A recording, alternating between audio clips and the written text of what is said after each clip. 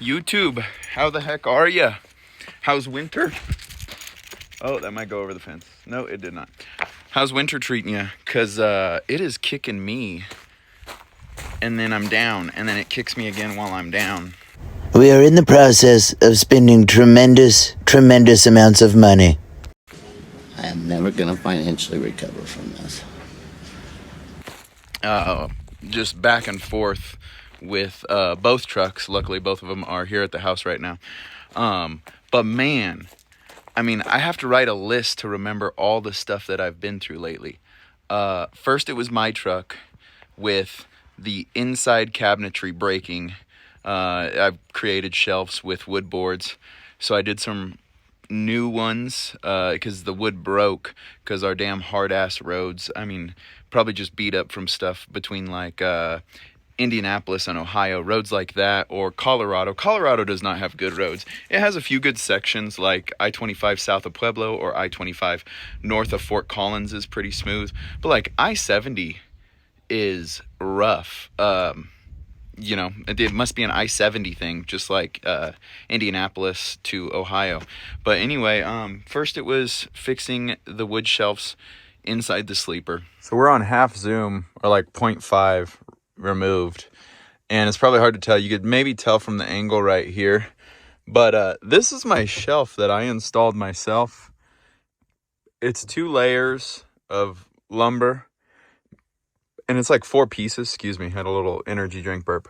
But I had it sitting up here. It's bolted in over there. You can probably not see, but and then it used to sit up. You definitely can't see. Hang on, let me. Don't like to. It used to sit up there, but as you can see, this sucker freaking cracked, and it is leaning back. I've got it like kind of, the weight is just angling. It busted. I was cruising north up I-25.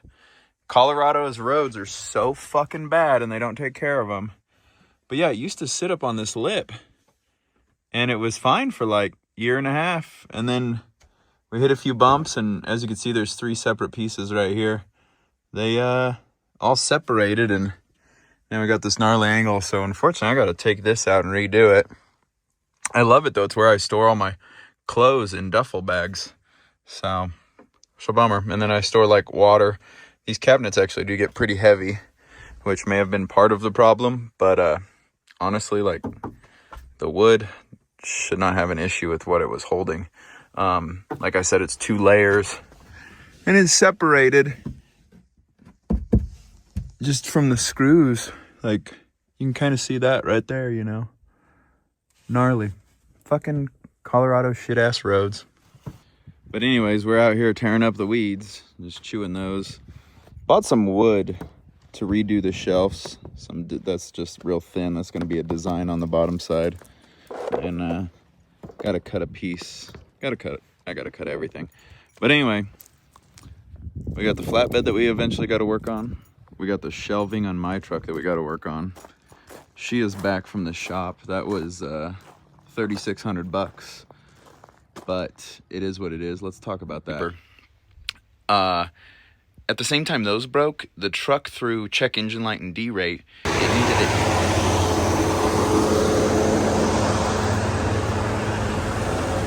It needed an inlet knock sensor, so I took it to the shop and had them do inlet and outlet, because if one is going to go, the other one's right behind it. We ran this truck out into that cold weather, like negative, I think it was like negative 23 on the feels like, but it was like negative 4 in Wisconsin. So I took the truck out there. Well, hello friends, it's cold. I've been in like single digit and negative temperatures. It was like negative 3 last night in Wisconsin. But we gotta do it on the road fix, so I'm gonna show you that while I do it, and then afterwards I'll talk about it later. I had to change, which we're looking at the passenger side right there. You open up the passenger side and there is a def sprayer. I had to change that. We're at the Iowa 80, as you can see, but I threw another check engine light, but luckily I had picked this part up. So here's the new bolts for the doser. They take that little star-headed bit, okay? And here's the brand new doser.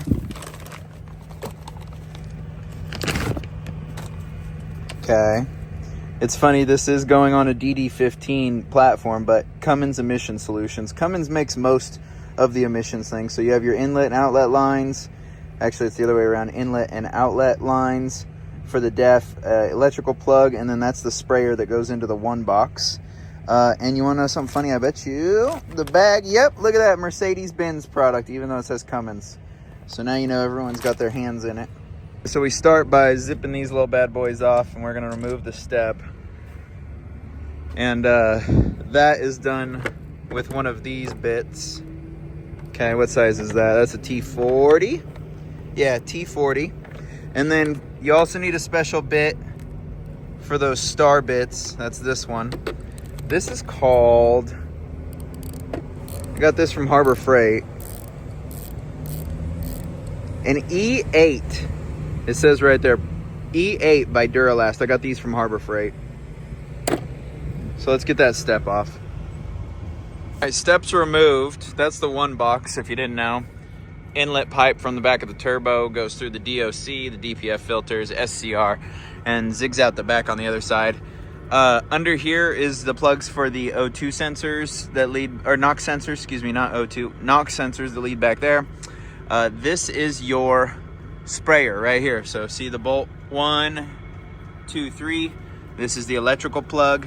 You just shimmy a flathead screwdriver in here and push that yellow tab down and disconnect the hoses, inlet and outlet hoses right here. One is bigger than the other, so you can't confuse them, and the bigger one on top. And so I'm gonna go ahead and do that now. Yeah, that pulls down and out, so you can remove the plug, okay? And when you put the plug back in, you kind of put it in as you're pushing up on the yellow tab. So def line's removed. All you do is pinch this little white tab, push it forward a little bit, pinch the white tab and pull it off. Sorry I didn't film that. Bolt's removed. We're gonna clean that up a little bit, especially that crystallization. I'll get a pick in there and pull that out, and then plug her back in, put the new one on. $700 part, $400 core. The new one's installed. You just push the lines back on. Remember the big one, see how the blue is bigger? Blue one's on top, small one goes in the bottom. Those push on and you hear the little click from the white piece. When it's snug on there, you can kind of give them a little pull. They're not going anywhere. 3 bolts, nice and snug. Bolt, and the other one's back there, okay. Snug. That's pressed up, and then you push the plug back in and push that yellow piece back up. So here's the old one. And yeah, identical. Just new. All right, so that took all of about 20 minutes. We had a check engine light and so that's the malfunction indicator light. We also had the check engine light, which is right there. It says check in the middle, but no active codes are showing, and it's because I'll show you on the laptop. But anyway, can't clear nothing, but I fired it up real quick just to go check for leaks, so I'm gonna do that. So here's my inlet NOx sensor, because this is the inlet that goes into the DOC, then runs through the DPF, and goes through the SCR, and comes out the backside. You cannot see the outlet NOx sensor, it's back there, but everything's looking good. But I had those NOx sensors replaced. When one goes, the other one's gonna be right behind it. So if you're ever doing one, just do both of them. Now the fun part, USB link hooked up to the laptop, and Detroit Diagnostic link loaded up. So this is the laptop I recently bought, and I'll come back at you once it's all done loading the truck info. All right, so it loaded up my truck. Up here's got the VIN and all the info, and I go to troubleshooting, or excuse me, I go to fault codes right there on the left, and this is the one we're after. ACM stands for After Treatment Control Module. It says regen temp out of range and low. Clearance lamps is because I got all those watermelons, and I think it pulls. I think the interior ones are throwing this. I don't know, maybe, because it says clearance lamps. Maybe it's the ones off the mirror that are actually hooked up, not directly to the battery. And then we have accelerator pedal in range fault. I've had that a couple times. It pops up. But anyway, I'm going to hit clear all. See if they clear. Clear all. So this one is not clearing the regen temp. So I'm going to go ahead and let's go to instrumentation, I believe is what I want. No, I want service routines. So when we cleared, actually let me show you right here. I hit clear all. You guys saw that, right? We're going to clear all faults. And it stays. But the key is on. It's off the dash, right? You see that? So we will go to service routines. And I need to perform parked regen. So I'm going to go ahead and fire the truck up and do that. So we're going to go from fault codes over to service routine. Perform parked regen. Procedure can start. You guys see that down there in the bottom right? So we're going to go ahead and start this. And yes. And so there's some things that you will want to monitor. I don't know if you can hear the truck in the background starting its regen. Jake brake just switched over to 100% open because that's containing the heat. You're going to watch temperatures rise. Doser injector, you'll keep an eye on that. Fuel doser injector, that'll go up to like 8 to 12% when it's spraying. We can go to SCR system. Monitor stuff here. EGR? Oh yeah, it is EGR. Okay. So in instrumentation, and click on the EGR tab. Instrumentation, EGR tab. Actual DPF zone 0. This I've heard this is a reader for essentially if you need an EGR, or if you need a parked regen or not.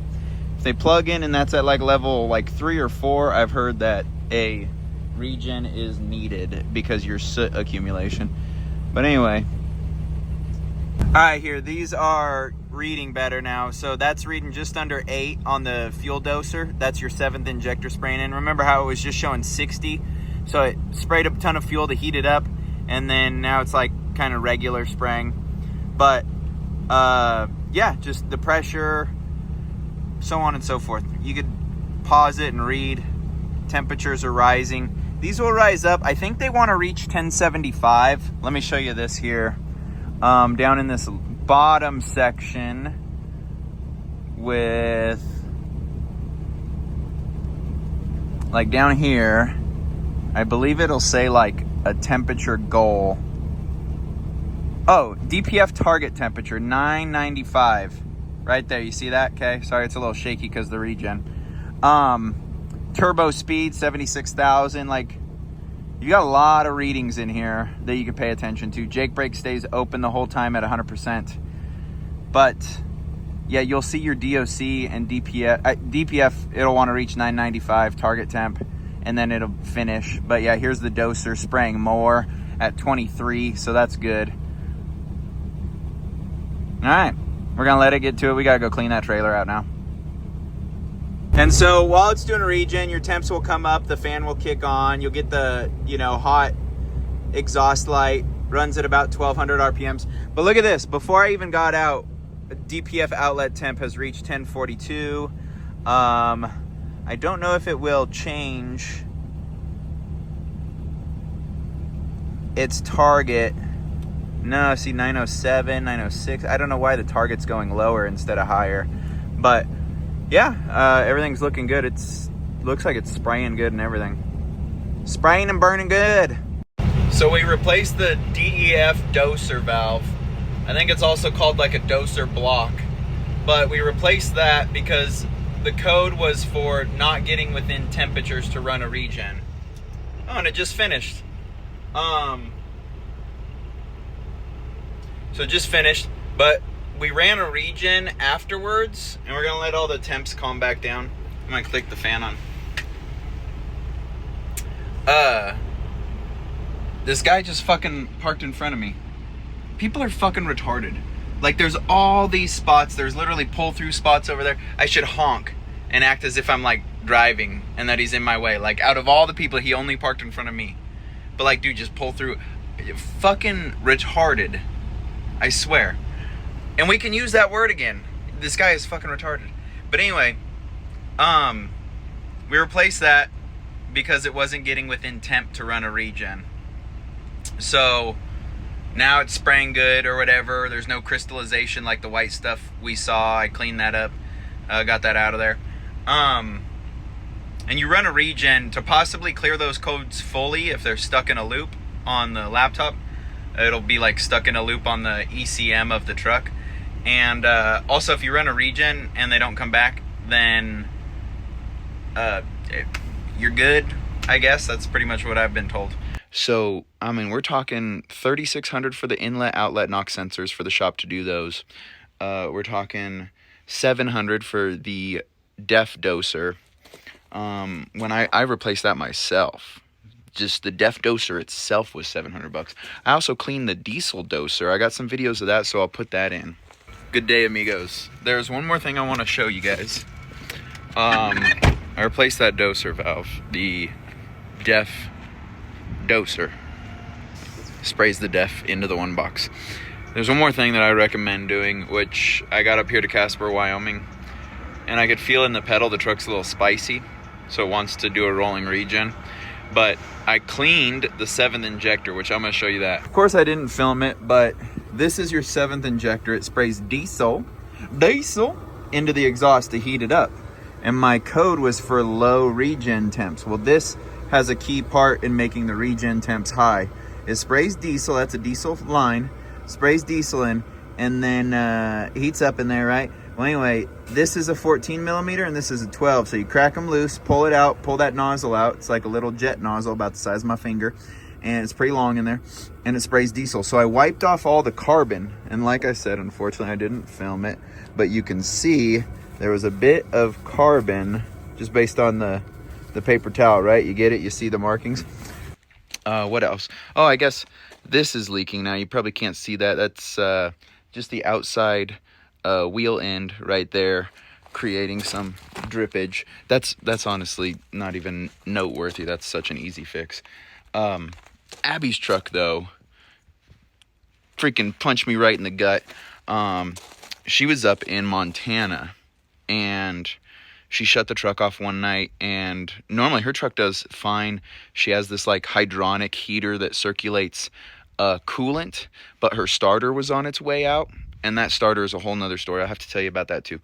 But the hydronic heater keeps the coolant flowing, and it keeps it nice and warm when the truck is off, when her bunk heater is on. It like works in conjunction with the bunk heater.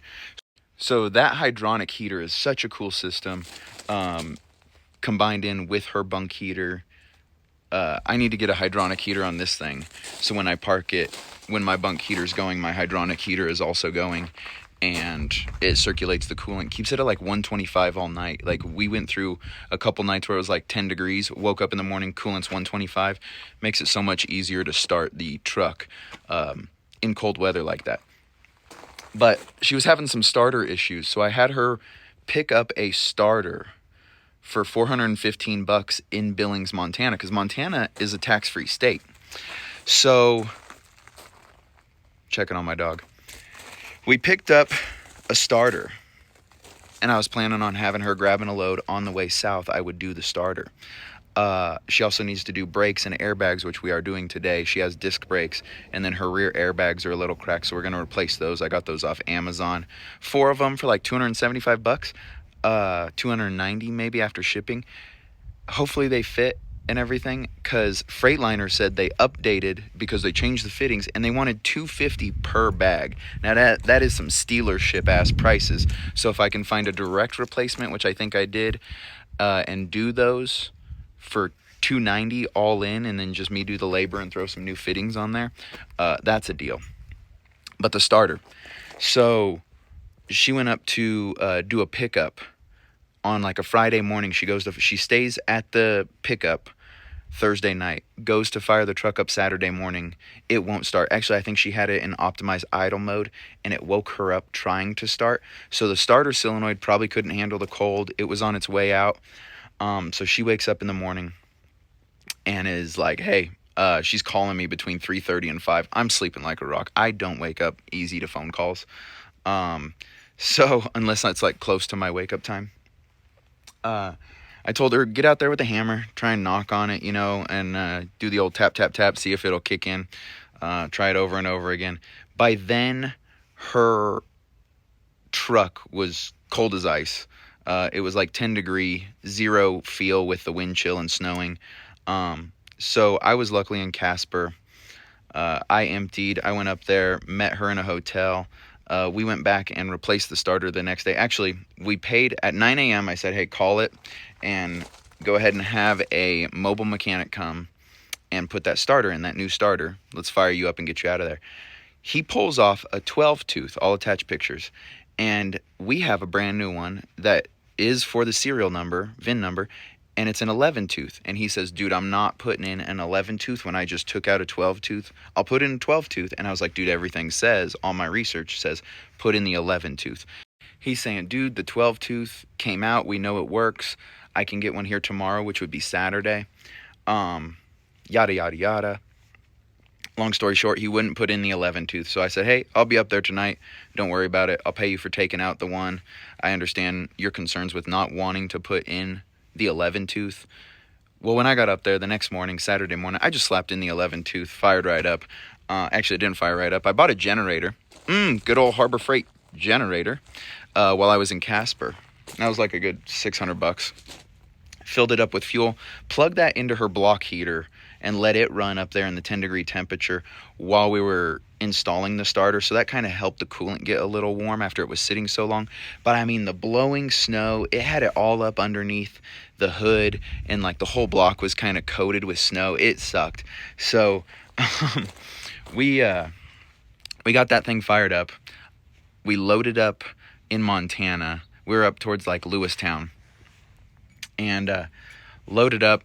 I took that load down to Texas, which then the weather hit. That delayed me like 2 days because the freaking delivery wasn't open Monday. And then they said, we'll be open Tuesday. I show up Tuesday. They weren't open. I was like, dude, if you can get a truck here, you can get workers here. Like, what the fuck?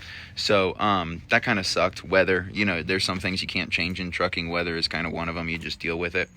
But yeah, how's your guys' winter been? Because mine has just been kicking me while I'm down. Get up here in front of me. Now I want to tell you something. The difference between a repair and a breakdown, because the inlet knock sensor derated my truck and threw check engine lights. That's a breakdown. It derates 10%, and then it'd go to 25, and then it could shut all the way down to like 5 mile per hour derate. That is a breakdown if it leaves you stranded or incapable of working further.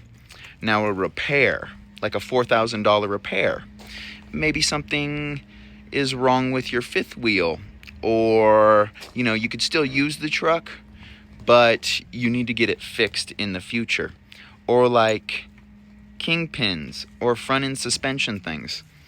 Those you could keep working the truck. It's gonna wear shit out. It's gonna probably fuck shit up some more, but you could work the truck and plan for that repair.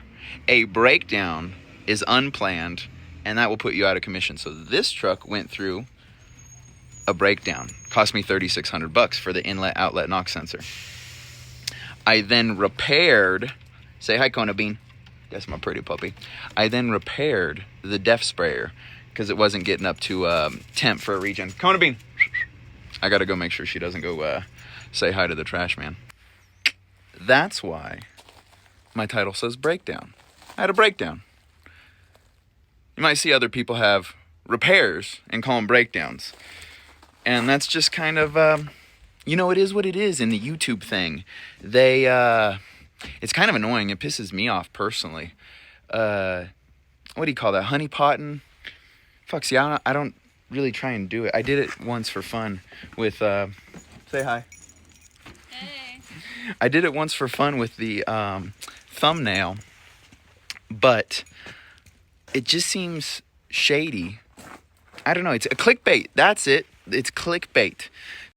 What's up, everyone? This is post-filming editing Ryan here coming to you. I didn't finish my thought in that whole little thing about the clickbait titles. I did that clickbait title because I told my friend, I was like, do you throw a cool truck and a pretty girl in a thumbnail and it's going to get more clicks? I don't know. It's just the blue collar thing of combining those two things. It actually did not work out. But then I noticed half my comments, they were like, oh, I didn't even look at the thumbnail. I got a notification, uploaded video, and I did it as a good subscriber, and I clicked. That made me laugh, whoever said that comment. But it's I understand the clickbait thing, like you need to pull people into YouTube. I try and hang on to my audience, I guess, whoever watches these, based on the information I give, the knowledge I can teach someone, a little bit of the entertainment. I don't like when YouTubers overemphasize things, like as if it was like the worst day of their life. Like you'll see a title be like, the worst day in trucking ever, and it turns out like all they had to do was like scale their load and slide their axles, their tandems, like once or twice. I've seen stuff like that, and it kind of just makes me feel like we need hardworking, intelligent people in this industry. And when I see stuff like that where they overemphasize or they blow it out of proportion, or they just cry about the smallest stuff like a crybaby, it just puts off this weird image to me, and I'm like, man, that person's soft. And like, it's not the end of the world, but they kind of like make it seem like their freaking dog just got hit by a car.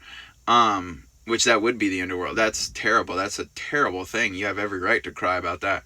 But I don't know. There's, I don't mind people complaining on YouTube videos or talking about trucking. There's a lot to complain about in trucking. You got to try and keep a good attitude, but every day there's some bullshit. But yeah, that's my thing. I don't know. We just need more hardworking, intelligent people in this industry that are just going out there to get the job done. They're not going to complain about it. They have a task, get the load from point A to point B. You're going to encounter things. There's no need to blow it out of proportion. It's not the end of the world. You can complain about it. Don't cry about it.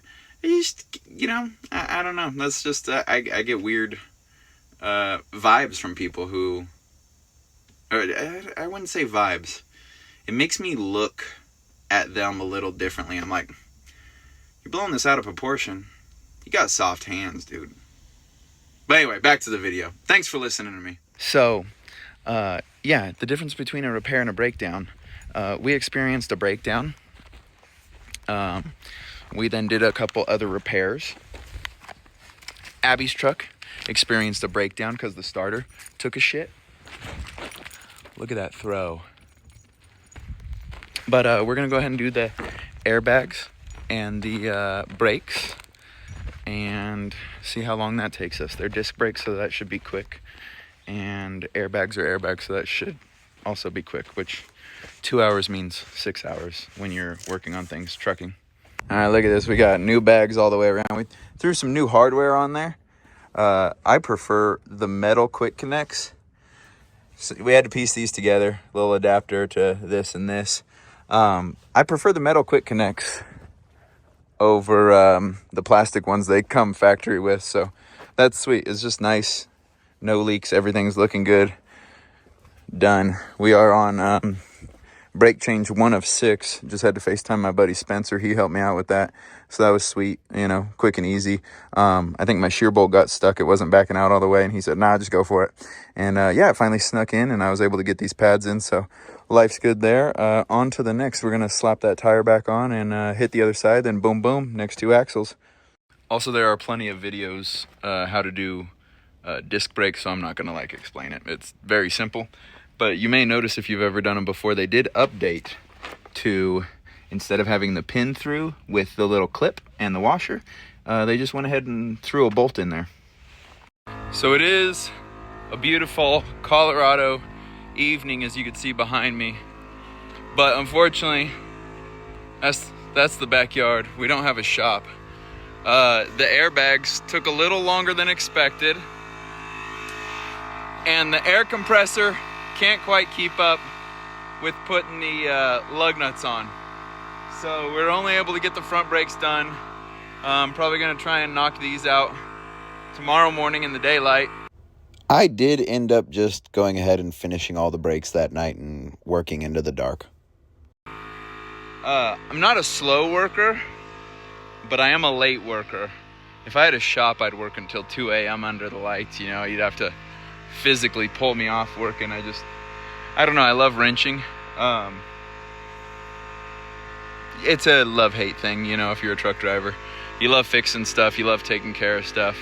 But I've always enjoyed wrenching. I worked at an auto shop. I worked in aviation repair out in California, and then started truck driving after aviation repair. But yeah, I don't know, I just enjoy wrenching on things. It kind of sucks when it's not like an upgrade. You know, I'd much rather be replacing these gray cracked out fairings with some like color match ones like that are on my truck. As you can see there, I replaced those. I bought those from Vanderhags. Mine used to have the gray cheapos, but it is what it is. That air compressor is done, so I'm gonna try and zip these on the rest of the way. All right, plug your ears.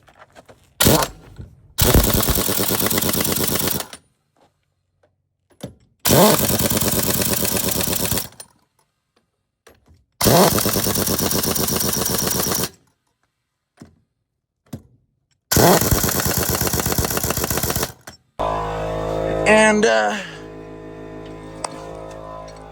jack is a little too short, so I have to put these boards under so I can drive out and clear it when we're done. Just that much, about an inch. I gotta work with what you got, you know.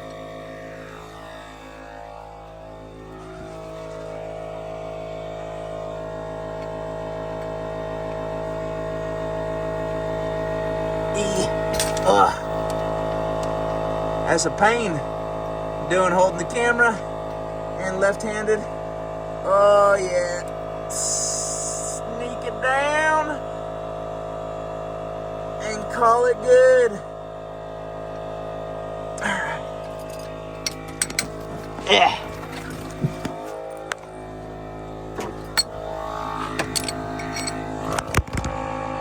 All right, we just rolled off those wood blocks. Gonna clean up my tools, and we're gonna go set the brakes the best way possible, which is you do about 75 miles an hour with a fully loaded trailer, and then apply the brakes, not too much, but generously enough to heat them up as you're coasting to a stop.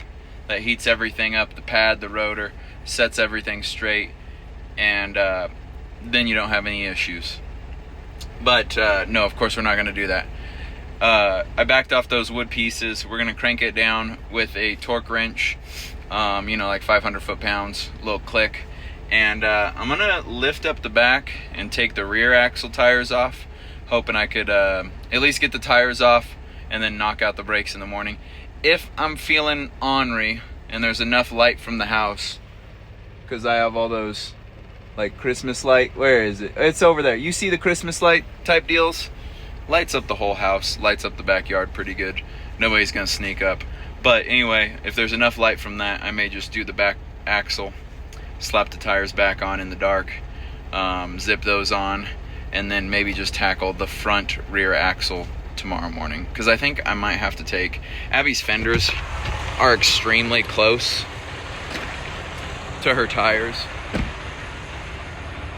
So I may have to remove the fender to actually get the tire off.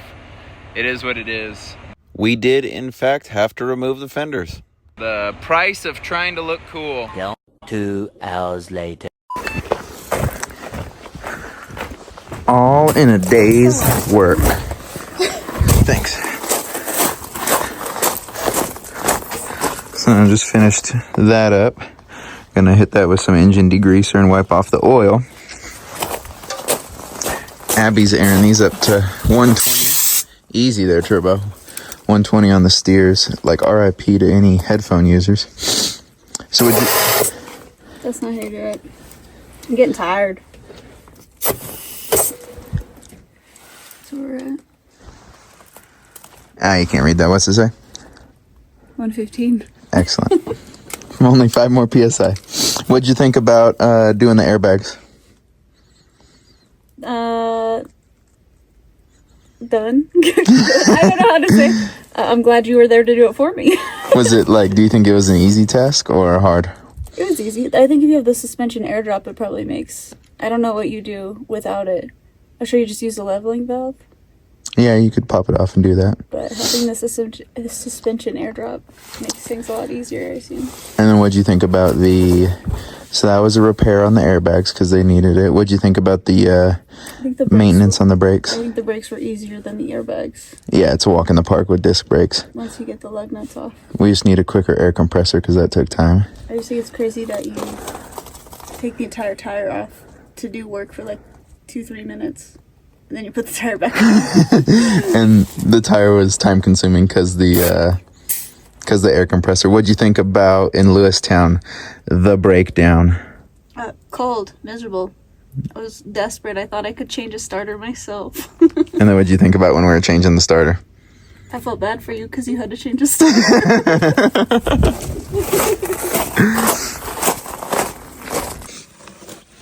Yeah, this sucker must have started leaking when I delivered in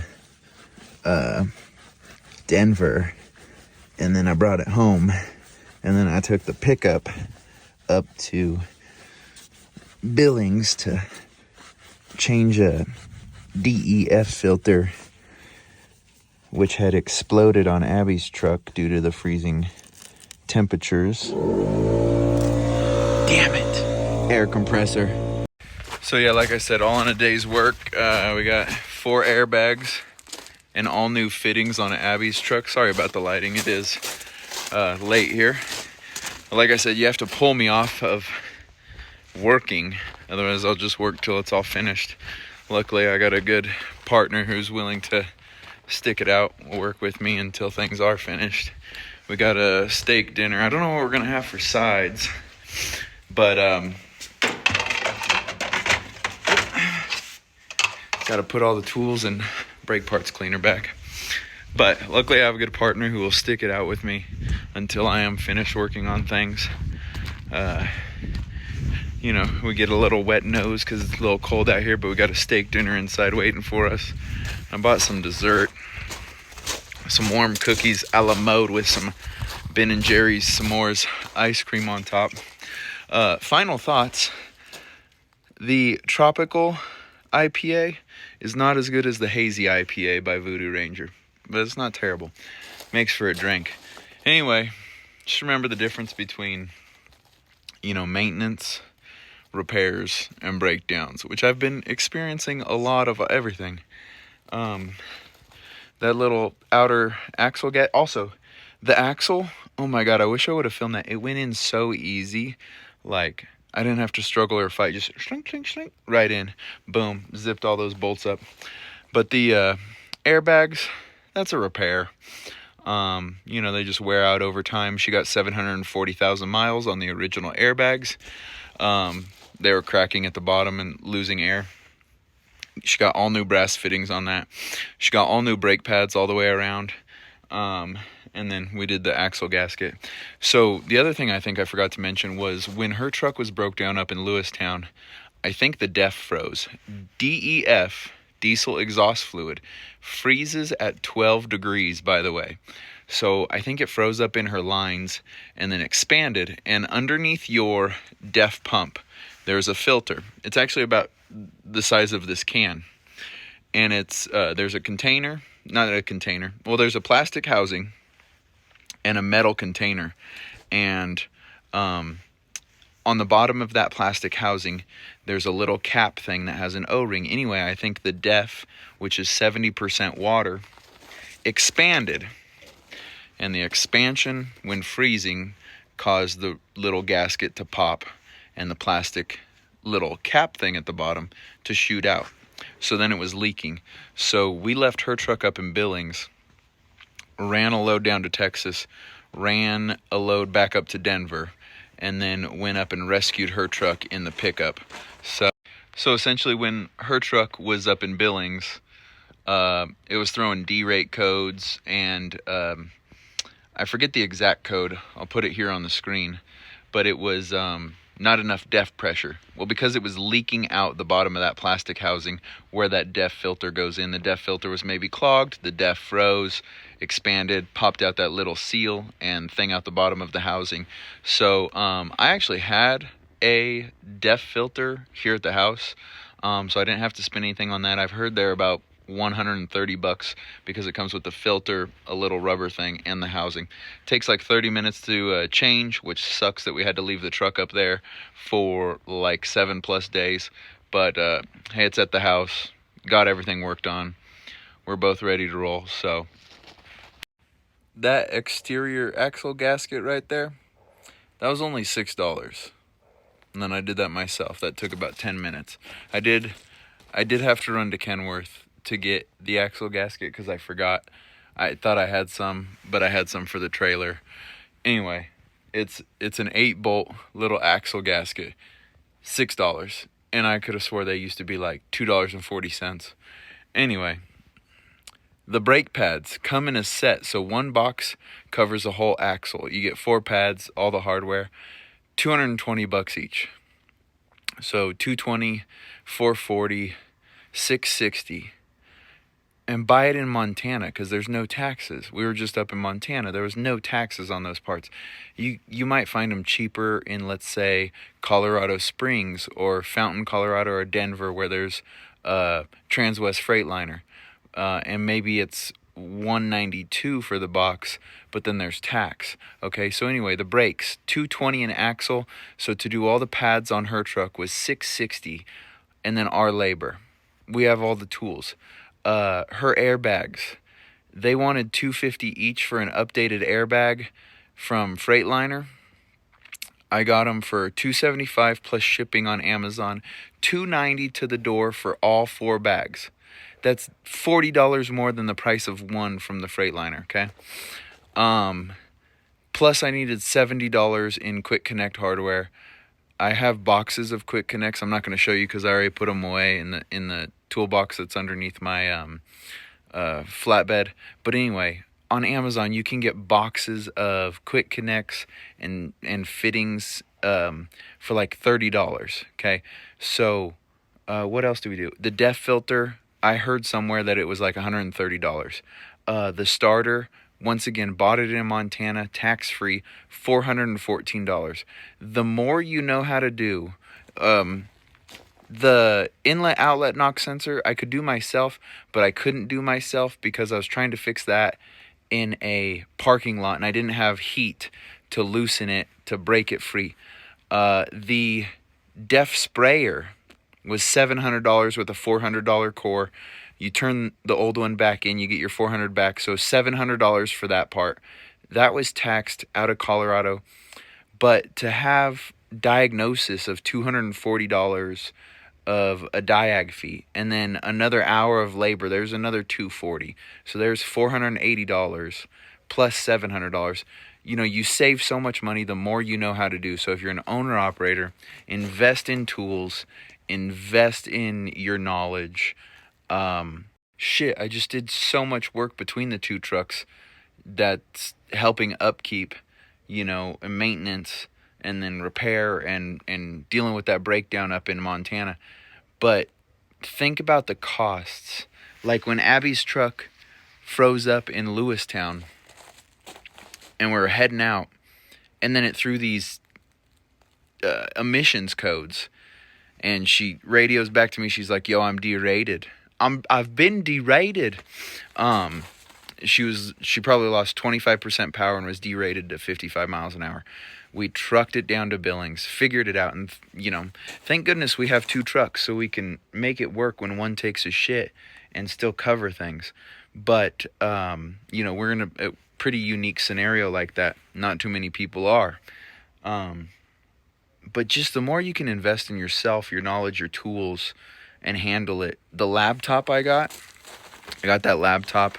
That thing's a blessing. It can run a whole bunch of... I can do what a dealer can. Also, if you follow me and you see me, if I'm in my truck, I have that laptop. I can plug into Freightliners. I don't know about Cummins or PACCAR. Don't even ask. But if you have a Freightliner and you're an owner-operator, I will plug in for free and I'll check your power setting and I can change it for you. If it'll ask for a passcode, it's either 4 zeros or it's the last 4 of your VIN. And if we can get past that and your shit's rated at like 425, but it can go up to 475 and 1850 torque, I will gladly change that for you. Just a total freebie. It'll take me 10 minutes. If I'm not in a rush, it'll take me 10 minutes. I will gladly do that for any owner operators out there, okay? So anyway, invest in yourself. Invest in yourself. Invest in tools and knowledge. So that'll do it for this vlog. Thanks for sticking with us. And as always, stay loaded.